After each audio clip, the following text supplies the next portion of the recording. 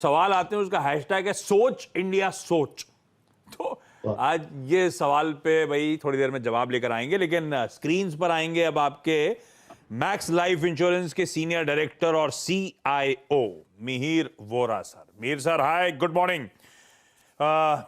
मेरे सर, बढ़िया move enjoy कर रहे हैं हम लोग। ये दिवाली नए हाई वाली होगी क्या?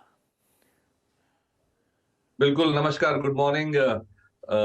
इच्छा तो यही है कि हमारी मार्केट चलती रहे और जिस तरह से हमारी जो लोकल इकोनॉमी है, डोमेस्टिक इकोनॉमी है, जिस तरह से स्ट्रेंथ दिखा रही है और retail investors, HNI investors local जो हैं, उनकी भी सेंटिमेंट काफी पॉजिटिव है।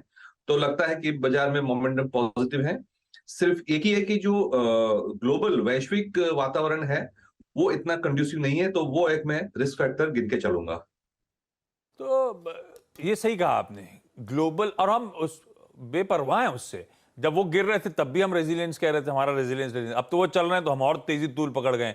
कई लोग कह रहे हैं भाई 2.5 लाख करोड़ रुपए बेचे थे, अभी तो 1/4 वापस आया है, अभी तो बहुत तेजी आएगी। ये रैशनल सही है? ऐसे देखना सही है क्या बाजार को? आ, पैसे तो देखिए, लॉन्ग टर्म में इंडिया में हमेशा पैसे आए ही हैं। हाँ। लास्ट 25 साल की अगर हम ट्रैक रिकॉर्ड देखें फॉरेन इन्वेस्टर्स की, तो शायद 2 या 3 साल होंगे जिसमें उनके फ्लोज नेगेटिव थे। अदरवाइज तो मोस्टली पॉजिटिव ही रहते हैं। लेकिन परिस्थिति थोड़ी रिस्की इसलिए है क्योंकि बहुत सालों के बाद हम एक वेरी शार्प, बहुत ही कड़ा टाइटनिंग साइकिल देख रहे हैं ग्लोबल सेंट्रल बैंक्स का। हमारी RBI है, वो भी टाइटनिंग कर रही है, बट इतनी फास्ट नहीं कर रही है।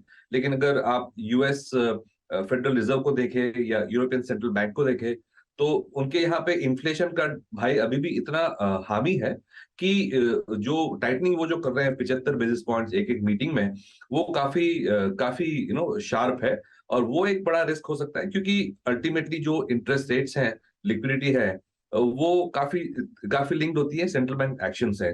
सो हमने जो 10-12 साल की जो तेजी देखी थी, वो लिक्विडिटी की वजह से थी। और अब ये लिक्विडिटी टाइटन करने की जो कोशिश कर रहे हैं, क्योंकि वहां पे महंगाई बहुत ज्यादा बढ़ रही, आउट ऑफ कंट्रोल है वहां पे।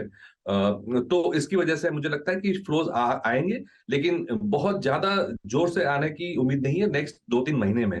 लॉन्ग टर्म में तो ऑफ कोर्स आएंगे, लेकिन शायद आएंगे, लेकिन धीरे से आएंगे, ऐसा लग रहा है। तो मीर सर, सब बढ़िया है हमारी अर्थव्यवस्था के लिहाज से, आउटलुक के लिहाज से, पर आपने सही कहा ग्लोबल कंसर्न्स तो जस के तस बने हुए हैं।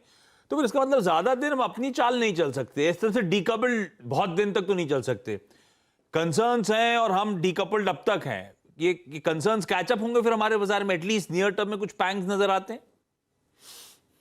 देखिए, ओवरऑल माहौल देखे तो डोमेस्टिक, जैसे हमने डिस्कस किया, जो लोकल इकोनॉमी है वो ठीक तरह से रेजिलियंस दिखा रही है।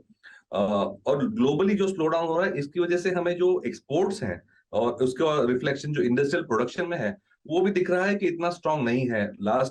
पिछले अगर हम 2019 का बेस लेके चलें, तो हमारा जो इंडस्ट्रियल प्रोडक्शन है वो करीबन 2% से बढ़ा है। वो बहुत बड़ी चीज नहीं है। 2-2.5 साल में अगर हम 2% ही इंडस्ट्रियल प्रोडक्शन बढ़ा चुके हैं, तो उसका मतलब यह है कि जो डोमेस्टिक प्रोडक्शन है वो इतनी तेज गति से बढ़ नहीं रही है।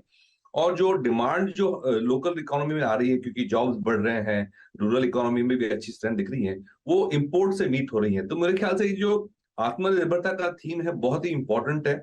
और मुझे लगता है कि अगर हम अपनी लोकल प्रोडक्शन अच्छी तरह से बढ़ा पाएंगे, तो फिर ये प्रॉब्लम नहीं होना चाहिए। इसलिए मुझे लगता है कि नेक्स्ट जो अगले जो 2-4 महीने हैं, वो काफी इंपॉर्टेंट है देखने के लिए कि भाई हमारी लोकल प्रोडक्शन कैसे बढ़ती है। जैसे अभी एक गणेश चतुर्थी का फेस्टिवल खत्म हुआ है, तो फेस्टिव सीजन चालू हो चुकी है। अभी हार्वेस्ट आएगी, फिर नवरात्रि आएंगी, दिवाली आएंगी, तो ये एक फेस्टिव माहौल रहता है जहाँ पे कंजम्पशन अच्छी रहती है। तो नेक्स्ट 1-2 महीने में कैसी कंजम्पशन है और उसकी वजह से प्रोडक्शन कैसी बढ़ती है, वो काफी इंपॉर्टेंट है बाजार को सस्टेन करने के लिए। ओके।